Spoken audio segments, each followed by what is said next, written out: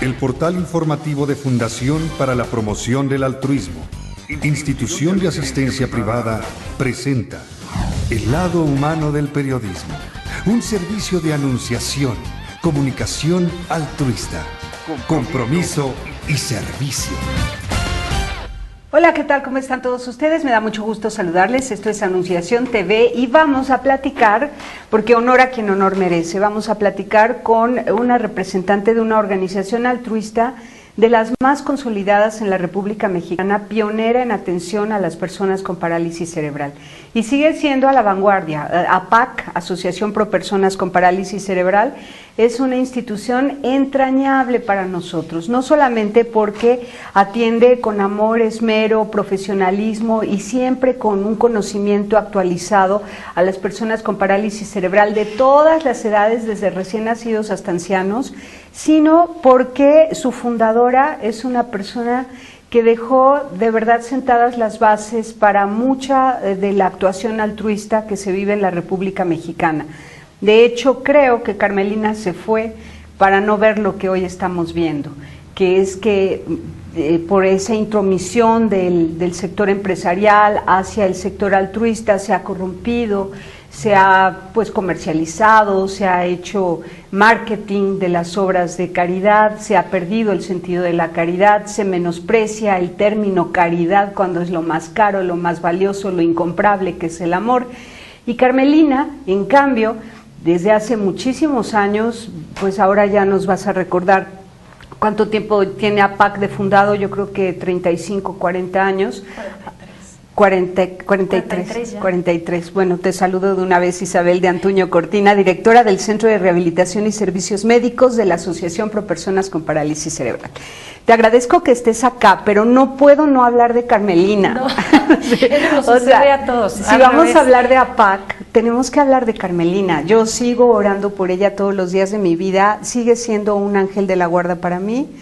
Sigue siendo alguien que me inspira, que me da valor para seguir defendiendo los principios judeocristianos del altruismo, de la justicia social, de ver al otro como hermano, no como un negocio, alguien que ya es un nicho de mercado, como se ve hoy el altruismo, como un nicho de mercado para seguir haciendo negocio y enriqueciendo a unos cuantos. Entonces es muy triste, es como generar pobreza por un lado y por otro lado hacer como que ayudan sin el ánimo real de que la gente alcance la plenitud, cosa que en APAC afortunadamente no puede suceder porque no va con la fundadora, que en paz descanse, y que desde arriba nos insiste en que no podemos ceder a los intereses transnacionales y las políticas públicas que van atentando todo el tiempo contra la dignidad humana, ¿no? Bueno, todo lo que dices es cierto, pero de verdad te agradezco muchísimo esa introducción, porque APAC de verdad sigue trabajando en esa parte. Muchas gracias, de hecho, porque estamos aquí en representación de todo APAC. Yo te doy muchísimas las gracias, Tere, por esta entrevista, y es una manera de seguir hablando de APAC. En ese sentido, Carmelina no solo es nuestro ángel de la guarda, porque APAC sigue levantado 43 años después, que los milagros siguen sucediendo. Siempre decimos eso, es como una fábrica de sueños. APAC sigue construyendo, sigue impactando a través de todo esto que nosotros hacemos, desde el amor, la calidad, pero es verdad que Carmelina sigue ahí haciendo el camino. Entonces te agradezco muchísimo esa introducción. Y vamos a recordar un poco de su historia. Estamos hablando de Carmelina, para quien no la conoce, una mujer que se casa con el hombre de su vida, enamoradísima desde el principio hasta el último instante de su vida, y seguro desde el cielo, ¿no? Ah, no, bueno, por claro, supuesto. por supuesto, le ha de hacer cosquillas desde el cielo a su marido. Por supuesto. Y tuvo muchos hijos, tuvo 10 hijos, la sexta con parálisis cerebral. Así es. Y no se rajó y siguió teniendo hijos, y entonces tuvo un total de 10. Me parece que son 9, no, creo que son 9, no te quiero dar mal ese dato, pero yo tengo 9 contados, puedo estar mal. Sí. Pero bueno, sí es verdad que después de Beatriz nacieron otros cuantos. Ella jamás se rajó, ella, como decía, esto sigue para adelante. Y de hecho, Beatriz, que fue esa piedrita angular que hizo que APAC se levantara en lo que hoy es, sigue siendo. Beatriz está un edificio, el centro de rehabilitación que tengo el honor de dirigir, se llama Beatriz Molina Ortiz Monasterio, está la nueva escuela, Carmelina Ortiz Monasterio, de hecho eso va a seguir. Ellas son parte pues, de la médula de APAC, que eso pues lo que es el motor de todos los días. Claro, y eso también prueba que el espíritu de una persona no se acaba nunca, que vive eternamente y que está en el corazón de quienes siguen la pista a sus inquietudes y deseos, que además son los deseos de todo buen cristiano. Así Carmelina, una mujer excepcional, queridísima. Nosotros en vida la llamábamos la primera dama del altruismo en la República Mexicana. Y estamos hablando de una institución, o de la fundadora de una institución de entre unas 20,000 que hay en la República Mexicana. Y si me voy más bajito, son 7,000 donatarias autorizadas de manera formal. Pues de entre esas 7,000 no había nadie que superara la actitud de Carmelina. Entonces, yo espero que APAC confíe en esos valores sólidos y permanentes de Carmelina y persevere en ello. Por supuesto, de hecho, te digo, APAC ha estado en crisis mucho tiempo, en algunos momentos hay que reevaluar, hay que reestructurar, y si no tuviéramos esa filosofía detrás que nos empuja, hoy en día además sigue siendo un sitio familiar, somos muchos los que estamos trabajando ahí, sí, pero es verdad que está ese espíritu familiar detrás. Nuestra presidenta hoy es Leonor Ortiz Monasterio Prieto, que es sobrina de Carmelina. Nuestra directora general hoy, aparte de directores operativos, que ahí estamos varios, pero bueno, Gabriela Molina Ortiz Monasterio, hija de Carmelina, ¿no? Gabriela sigue representando para nosotros todavía ese pedacito de Carmelina. Nos da gusto tenerla en ese sentido, porque bueno, cada uno tiene su personalidad y cada uno imprime lo que puede en lo que hace, pero Gabriela representa mucho, y a ese nivel lo necesitamos todavía. Ese apapacho de Carmelina sigue estando a través de Gabriela. ¡Qué bonito! Entonces es lindo, eso sí. Es precioso, porque tenemos todavía un pedacito de ella en ese sentido, ¿no? Ahora, Carmelina tuvo la visión de que la integración, hablando de lo específico tuyo, que es la rehabilitación física, la rehabilitación física tenía que tener como meta la inclusión y la prosperidad de esa persona en el ámbito afectivo, emocional, social, familiar, laboral, educativo. Es decir, que se le rehabilitara para que saliera a vivir, no para que tuviera, ¿cómo le llamaban? Una calidad de vida, ¿no? Una mejor calidad de vida, o sea, para mantenerlo vivo y quietecito y que no le salgan escaras, no, sino para que vaya al mundo y participe y haga familias, se case con alguien, tenga hijos, trabaje. Así es. Esto era un discurso muy nuevo en los tiempos de Carmelina. Sí. Y bueno, revolucionaria en eso, en ese sentido ella decía, a ver, no se puede quedar en cuatro paredes lo que hacemos por la persona es todo este mundo biopsicosocial, la persona tiene que tener intereses también y deseos que pueda desarrollar. Entonces, ¿qué vamos a hacer por estas personas? Vamos a dotarlos de todas las habilidades que tienen que ver con lo físico en la parte motora gruesa, en la parte fina, ya lo específico de la rehabilitación. Pero a ver, después de todo eso, que dotamos una función que la persona se puede adaptar, porque entendamos así que hay una adaptación a esta lesión irreversible en el cerebro, pero la persona aprende a adaptarse. Y después de adaptarse, ¿qué vamos a hacer? ¿Las personas se van a quedar en cuatro paredes? No. Y después de ahí, ¿qué hacemos? Bueno, pues entonces hay que salir de las cuatro paredes. Y entonces esa persona, ¿qué va a hacer? De acuerdo a sus deseos, pues todo este programa de inclusión que se sigue trabajando en APAC, que si logramos que se incluya en una vida laboral, productiva, en una vida pues a través de un oficio o lo que fuera, que afuera se sienta una persona que hace más que simplemente vivir con parálisis cerebral, ¿no? Como decía, para Carmelina era muy importante este tema y se sigue trabajando. Y como te digo, si logramos que esté ahí, es un éxito. Tan es así que ella logró concederle a su hija todos sus deseos, al grado que Beatriz se hizo doctora, médico. Bueno, y era una parálisis cerebral severísima. Bueno, Beatriz tenía uno de los tipos de parálisis cerebral mucho más afectados en muchas áreas. Tenía afectada el habla, sin embargo, una mujer que con todo y su tablero específico, este sistema aumentativo de comunicación, pudo decir muchas cosas y escribir muchas cosas. Beatriz era una mujer fascinante en ese sentido y claro, tenía una mujer detrás que le decía, pero ¿tú quieres? Vamos adelante. Y es lo que quiso hacer. Ella quiso replicar el mismo asunto con su hija hacia más personas. Y no solamente se encargó de personas porque sí. Dijo, ¿y quién no puede acceder a esto? Entonces hay que hacer programas donde personas vulnerables económicamente tengan acceso a esto. Y también puedan decir, lo logré y lo hice. Esa parte de Carmelina que pudo visualizar hasta dónde iba a impactar a APAC fue increíble, porque esa visión fue lo que hoy es APAC. Y comenzó con la cita en la colonia Doctores, aquí en el primer cuadro de la Ciudad de México, y se fue extendiendo. Y entonces, que ya no cabe, decían los fisioterapeutas, ya no cabe más gente, y las maestras, porque hay primaria, secundaria, preparatoria, talleres de artes y oficios, etcétera. Ya no cabe, por favor, ya no podemos acomodar los horarios. Pues compremos la casa que sigue, y le hablaba a un banquero, oye, tú tienes mucho dinero, por favor, aquí hay una casita que cuesta 3 millones de pesos, cómpramela porque me urge. Y entonces el banquero, Carmelina, ¿qué te pasa? Es que me urge. Entonces, fíjate, ella por amor actuaba, por amor le bajaba el dinero a la gente que tenía dinero, y les sabía corresponder mostrándole rostros de dicha, de felicidad en esos beneficiarios por haber donado aquella casa. Y así lo hizo siempre. Así fue. En cambio hoy, qué sofisticadas y aburridas son las estrategias para la procuración de fondos. Carmelina no tenía que acudir a ningún cuestionario ni estrategias de procuración de fondos sofisticadas, porque ella a borbotones derramaba el amor, y eso hacía que se sintieran realmente comprometidos aquellos hombres de mucho dinero que decían, hijo, es que a esta señora no le podemos negar nada. Vamos a un corte y regresamos. Bueno, mujer,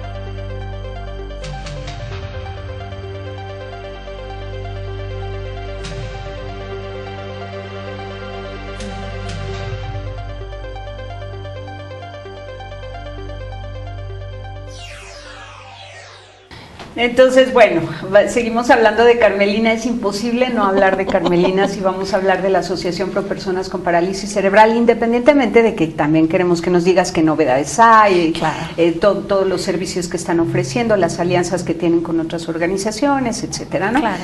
Pero el tema este de Carmelina, cómo ella con amor y por amor lograba todo lo que quería en favor de muchos, y esos muchos eran la evidencia de que aquellos donativos se habían aplicado correctamente, porque esos muchos habían llegado sin escuela y ya estaban titulándose en alguna asignatura a nivel profesional, habían llegado totalmente, ¿cómo le llamas tú como médico, como rehabilitadora? Bueno, digamos, contracturados. Por ejemplo, sí, ¿no? con una Por espasticidad ejemplo, enorme, muy limitados, por muy así decirlo. limitados, contracturados por nunca haber tenido terapia y de repente ya estaban caminando, ¿no?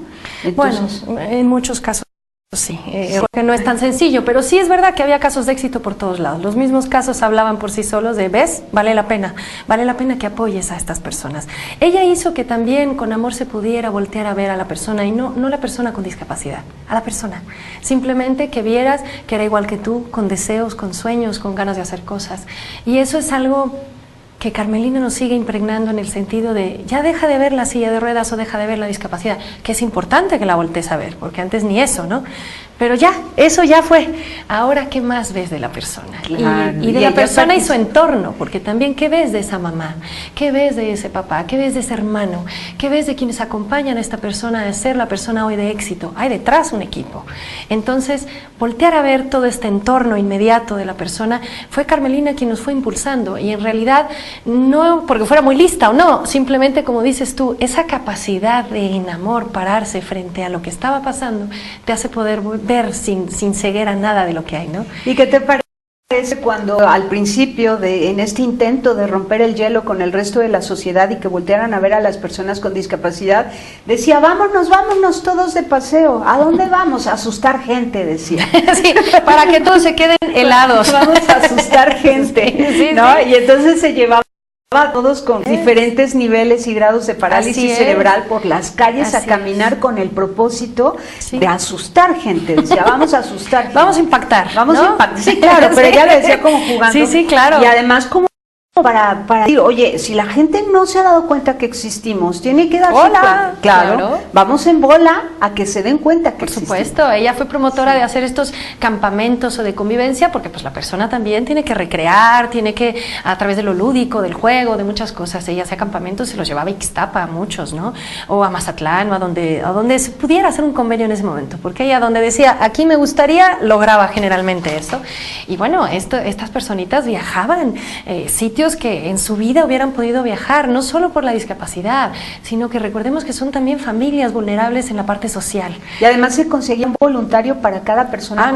Forzosamente, porque si no, ¿cómo lo llevas? Ahora, platícanos esto, tú desde los 16 años fuiste voluntaria de APAC. Yo fui voluntaria porque, bueno, su sobrina, muy amiga mía, me invita, ¿no? Y me dice, a ver, aquí hay que trabajar, aquí hay que hacer algunas cosas, Carmelina nos está mandando a botear, o sea, con estos botes que poníamos monedas en las carreteras, o, ¿sabes qué? Va a haber una posada, va a haber una tómbola, va a haber una no sé qué, y ándale, vámonos. Entonces, entre amigas íbamos, y de esa manera que lo ves tan natural, porque algunas otras que hoy no participan tan de lleno, siguen teniendo a APAC en el corazón. Es lo que te quiero decir, que una vez que tocas un pie ahí, difícilmente te puedes desligar de APAC. Y te acompaña toda tu vida. Toda tu vida, te acompañan las imágenes, las sonrisas, te acompaña el impacto que haces.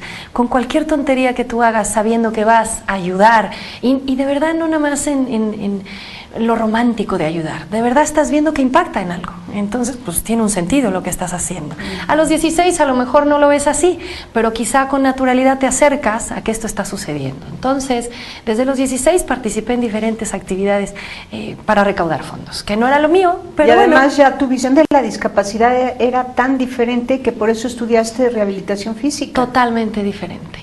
Yo conocí en aquel entonces, creo que se llamaba Motivación, el centro a donde yo fui por primera vez, y era impactante ver las sillitas, cómo estaban ahí, cómo les daban de comer, tantas cosas que me fueron impactando que simplemente te vas enamorando de estar ahí. Y ya desde entonces en mi cabeza yo decía, esa silla le funcionará, y sin saber nada de rehabilitación, será bueno, o a lo mejor necesita, ¿y cómo comerá esa cuchara que le hicieron? Quizá a lo mejor una más así, y vas pensando, ¿no? Te digo, en esa inocencia de ver con naturalidad que esto existe, y no esto como una silla, sino es una realidad que está. ¿sí? A los 16, pues así empiezas. Pasa el tiempo, yo me voy, regreso, voy apoyando a APAC de distintas formas. Jamás me fui por completo, como te digo, una vez que está tu corazón ahí puesto, ahí se queda, no hay de otra. Y APAC para mí ha representado mucho, ha representado un camino en lo profesional. Yo le agradezco mucho a APAC porque una cosa es estudiar fisioterapia y otra cosa es estar ahí y aprender el día a día. Te das cuenta que lo que estudiaste o los libros se quedan cortos, no tienen nada que ver la realidad.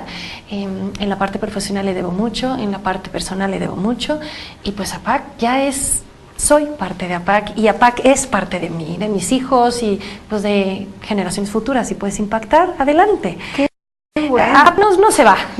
Qué gusto. No. Y así como tú, que eres representativa de lo que ha pasado en muchas mujeres que se han integrado al voluntariado y acabaron haciendo algo de manera formal y profesional para APAC. Me encanta la idea. Te voy a decir que un voluntariado no tiene ese objetivo, ¿no? Tú entras de voluntario y ahí te quedas, pero ¿qué sucedió en APAC? Cuando nosotros nos reestructuramos hace ya unos 3, 4 añitos, que Leonor y Gaby están viendo, a ver, ¿cómo levantamos esto de nuevo? Porque había una crisis profunda, en serio, de verdad. Sí, después de la pérdida de Carmen, es terrible lo que pasó. Y los cambios que hubo, digamos que algunos buenos, algunos atinos, otros desaciertos, hubo que reestructurar y de fondo voltear a ver y decir, a ver, hay ciertos programas que por más que nos guste mantener, porque sabemos que dan impacto a las vidas de estas personas, pues quizá económicamente no nos da. Entonces hay que poner prioridades.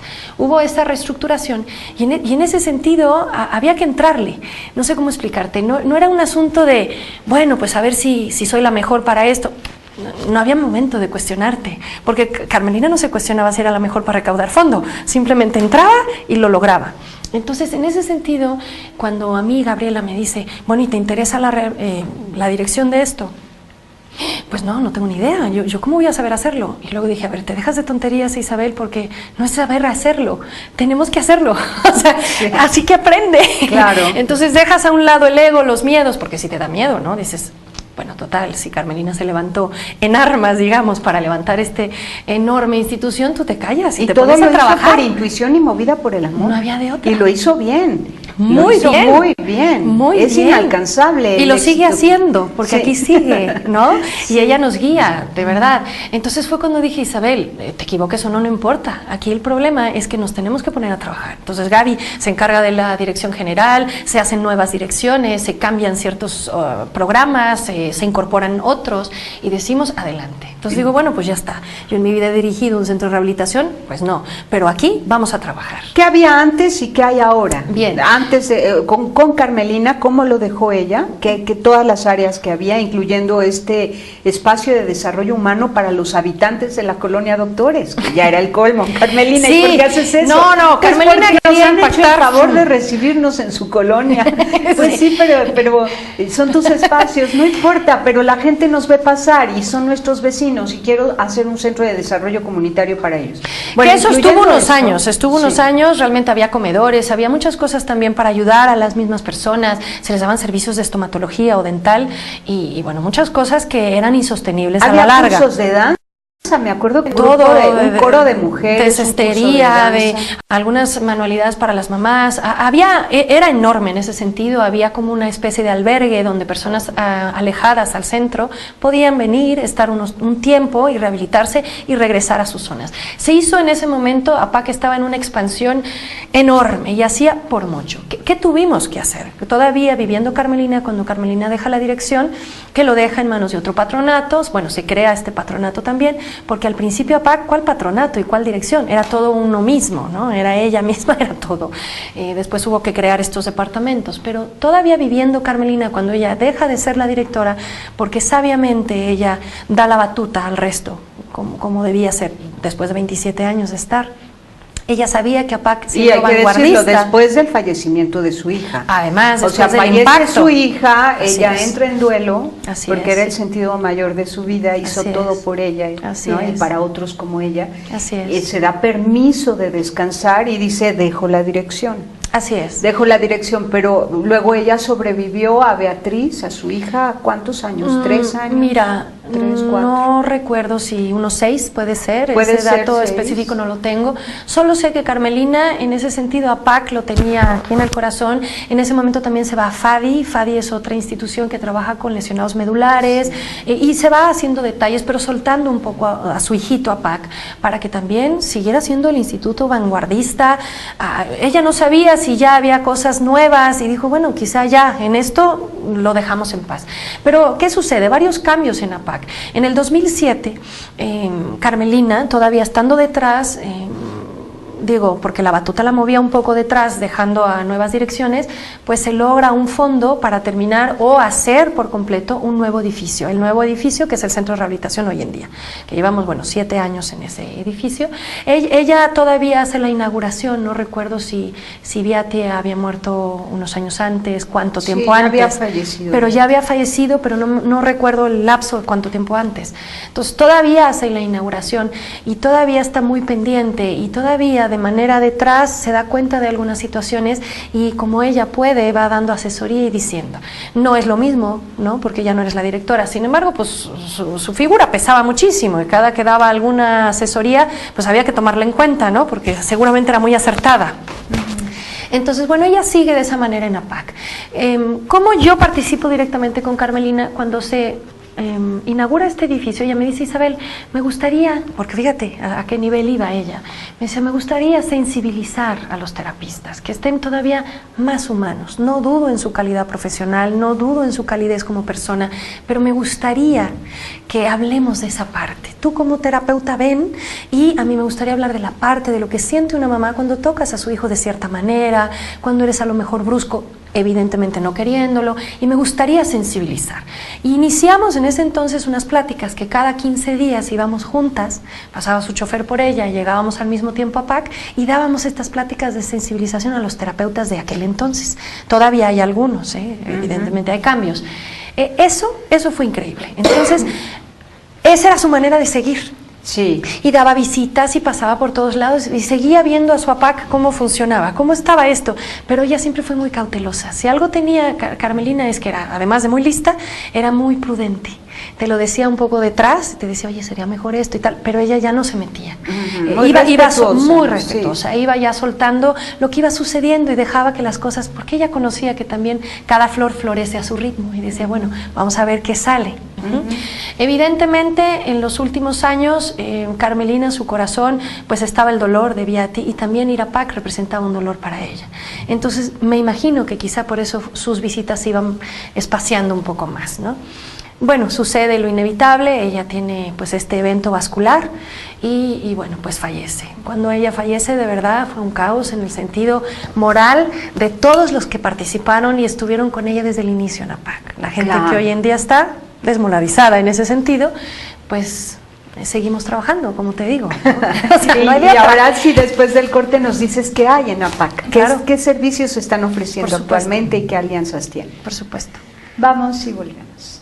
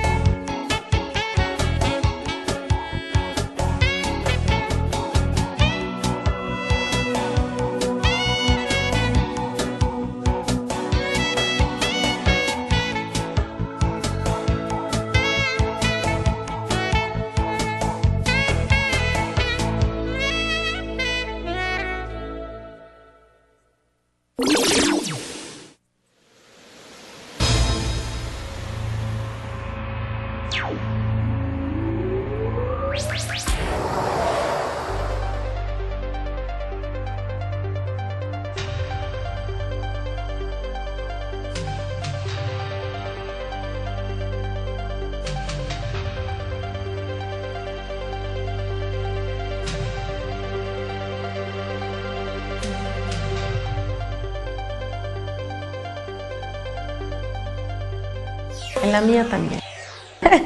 Continuamos en Anunciación TV.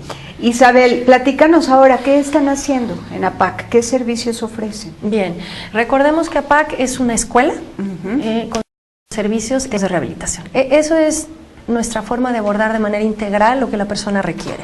Tú bien ya dijiste, la persona en la forma social, en la emoción, en lo físico, en lo educativo, digamos, en todo lo que abarca la parte biopsicosocial de cualquier ser humano. ¿Qué estamos haciendo ahora?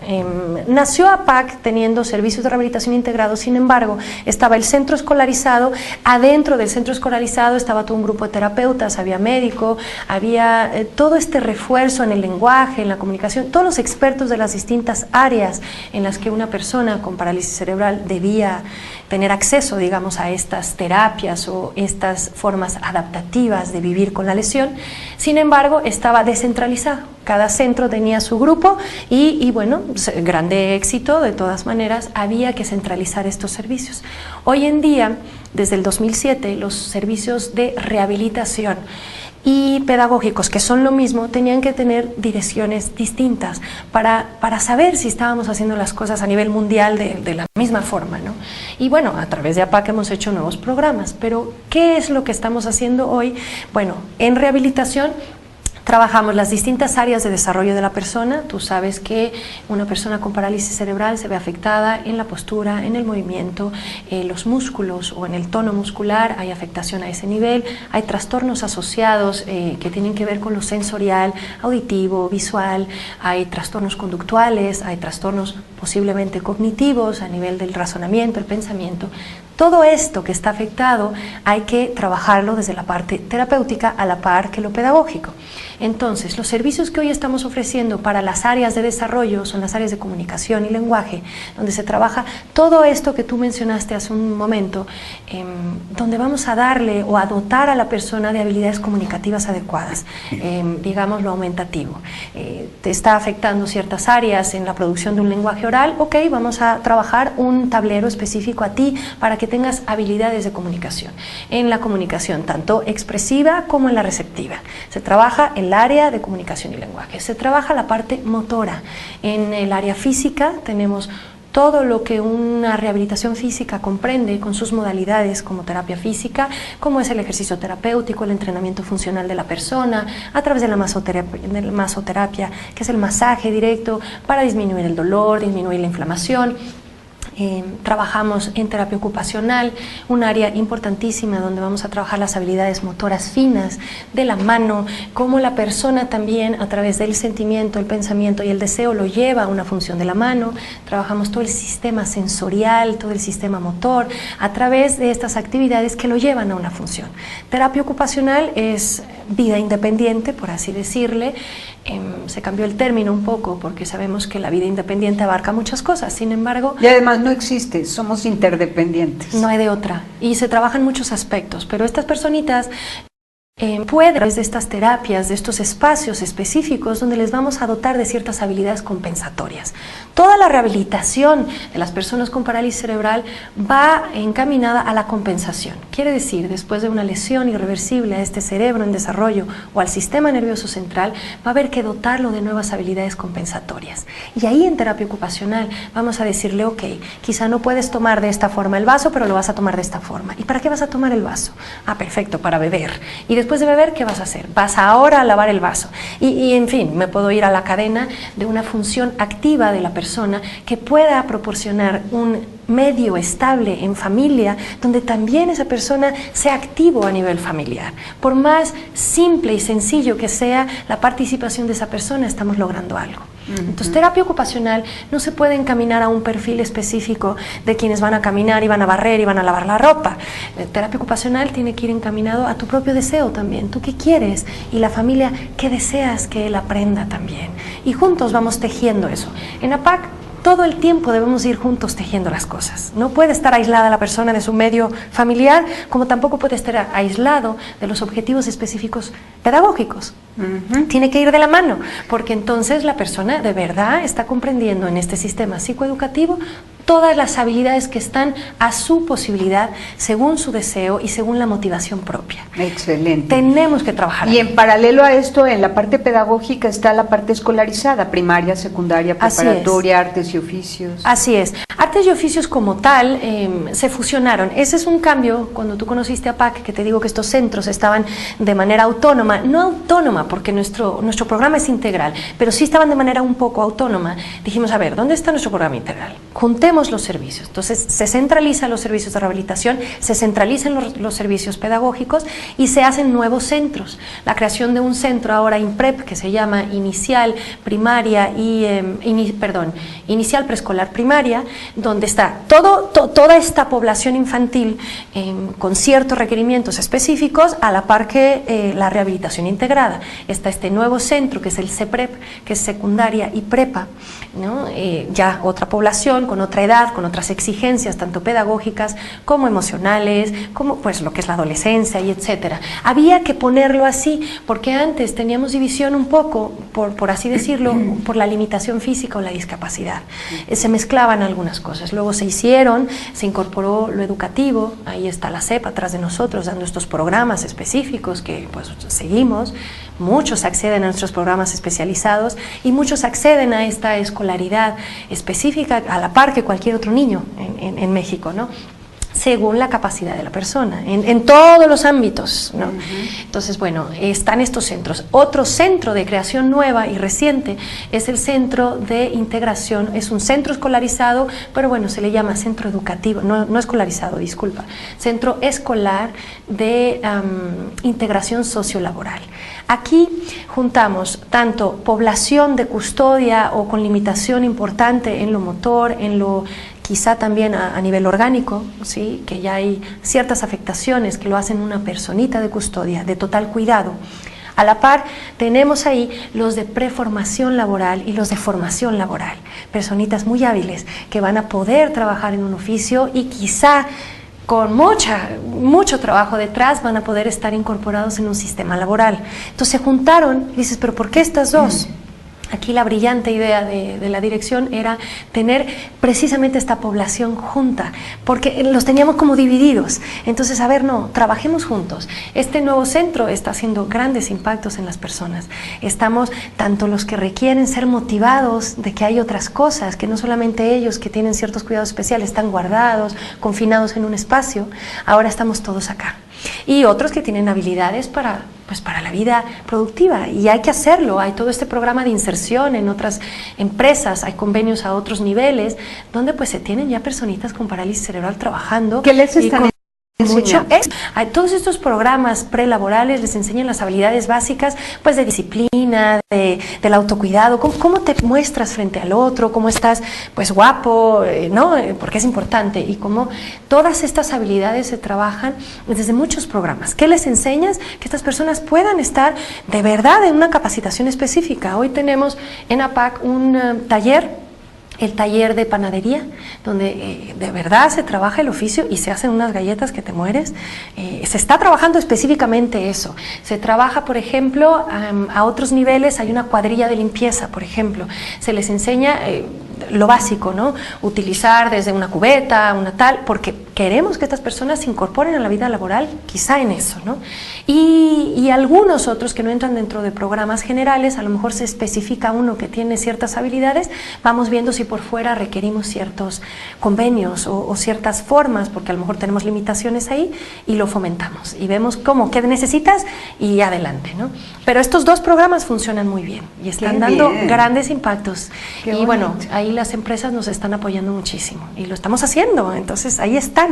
Eso es a nivel sociolaboral, y la integración, pues digamos, en esta parte de integrar personitas muy limitadas con personas que son muy hábiles en lo físico y quizá con la capacidad intelectual bastante buena para ser productores. Tenemos casos de éxito en APAC muchísimos. Las personas más limitadas que son de custodia llegan allá, interactúan con los otros que están en prelaboral y laboral. Así ¿Y qué hacen? ¿De qué manera interactúan con ellos?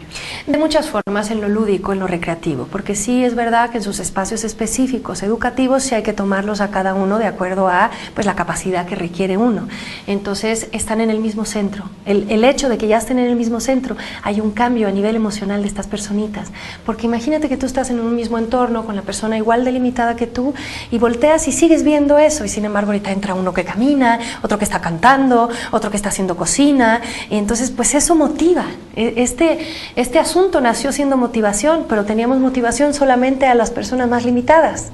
Entonces eso, ahí Gabriela dijo, pero ¿qué estamos haciendo aquí? Vamos a ponerlos juntos, y ha dado a nivel emocional un impacto importantísimo. Qué bonito que lo dices, porque ese es el éxito. Cuando a nivel emocional una persona se siente bien, estar ahí, ¿no? Este saber estar ahí y sentir la presencia de los otros, aunque tú no puedas mover un dedo. Pero estar ahí acompañado, amándose, contemplándose, estar ahí, ¿no? Así es. Eso que tú dices es impresionante, porque sí estamos conscientes, no soñamos a lo tonto, sí estamos conscientes de las limitaciones, pero también estamos conscientes de las potencialidad o de las posibilidades que puede haber. Y a nivel emocional, lograr que esa persona se sienta parte de este entorno es muchísimo. Muchísimo, ¿no? Claro. Entonces, bueno, este centro está dando también grandes logros a nivel emocional, estamos impactando en ese nivel. Los papás también sienten un medio de apoyo, papás que están con otros papás que pueden contar su historia, y eso motiva a nivel emocional. ¿Tienen un espacio de terapia de familia o así? Por supuesto. Volviendo al centro de rehabilitación, somos todo, pero volviendo al centro de rehabilitación es importante ver que una de las áreas de desarrollo muy importante es la psicología familiar. Psicología familiar trabaja a nivel compensatorio y rehabilitación también. ¿Qué quiere decir? Cuando una familia llega de primer ingreso con un recién diagnóstico, hay todas estas fases o etapas del duelo que hay que ir trabajando desde el inicio. Hay que ubicar al papá en la realidad del niño, y hay que ubicar tanto en la realidad de lo que está sucediendo a nivel de la limitación como de la potencia, digamos, de lo que podemos potenciar, ¿sí? Porque estas familias a veces se quedan fijadas en la limitación. Psicología familiar trabaja a nivel preventivo en todo el desarrollo de la discapacidad en sí, donde la familia debe de ser un eje importante, un pilar importante, y debe de estar sano. Se trabaja en el fomento de interacciones o dinámicas familiares sanas. Se trabaja en el sentido que la familia debe de ser apoyador y no el que succiona energía del pobre chavo porque sucede así. Son situaciones compensatorias que las mismas familias aprenden, y todas estas dinámicas hay que detectarlas a tiempo para fomentar dinámicas diferentes, apoyos ¿Qué haces distintos. con los hermanos cuando hay un hermano único de uno con discapacidad y la cosa se complica? Se complica porque los papeles y los roles familiares cambian. Cuando nace una persona con discapacidad, pareciera que todo se centra en la persona con discapacidad y se olvida que previamente había dinámicas a lo mejor que no funcionaban, y todo ya le ponen nombre y apellido a la discapacidad. Entonces hay que desmembrar ese núcleo y volver a poner los roles en su lugar, porque los hermanos de niños con discapacidad toman roles a veces de cuidadores, porque los mismos papás le hacen cuidar. Todo esto que estamos diciendo es sin juicio, todo esto que sucede es lo normal, son, digamos, situaciones de rescate que las familias tienen que adoptar, pero nosotros debemos observar y darles opciones nuevas. El hermano, por ejemplo, a veces se siente desplazado, dices que si yo tuviera discapacidad me harían más caso a lo mejor. Entonces ese hermano también tiene ciertas situaciones emocionales que hay que volverle a dar el poder de hermano que merece. Mamás que le dan a un niño de 5 años, tú carga a tu hermana en la silla de ruedas que tiene 15, y ahí ves al pobre niño, de verdad, de 8 años cargando a la hermana, ayudando. Es normal que la mamá lo quiera hacer, sin embargo debemos detectar y darles nuevas posibilidades. Bien, ¿y estén en todos esos espacios por supuesto, abiertos o es obligatorio? Bueno, mira, por la manera obligatoria es difícil que trabajes en la psicología. Sin embargo, tenemos nuestra forma casi coercitiva, pero bonita, pero amable, porque tomemos en cuenta que hay dolor detrás. No es que haya resistencia nada más porque sí. Hay que ver el dolor.